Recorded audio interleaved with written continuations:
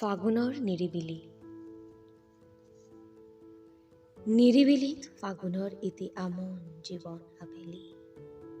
আকাশে বতাহে চৌদিশে মুখৰিত কেৱল ফাগুনৰ কিৰিলি। চঞ্চল মলয়া জাকৰ স্পৰ্শত যেন হাউলি জাউলি নৃত্য কৰি আছিল নিৰিবিলিৰ কাষৰ কাঞ্চন জোপা।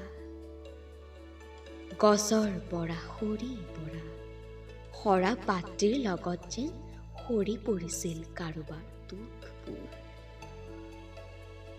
আকৌ কোনোবাই যেন সেই সৰা পাতটিত অদৃশ্যভাৱে লিখিছে বেদনাৰ উপশম। কোনোবাই যেন হেঁপাহেৰে উপভোগ কৰি আছে পলাশৰ সুবাসেৰে সুভাষিত সেই নয়নভিৰাম দৃশ্য। কোনোবাই যেন মনে মনে উচুপি আছে উদাসীনতাৰ কবলত। কাৰোবাৰ জীৱনত ফাগুন নতুনত্বৰ আগমন, কাৰোবাৰ বাবে ফাগুন আকৌ হৃদয় অলিন্দত লুকাই থকা অতীত স্মৃতি জাগৰণ।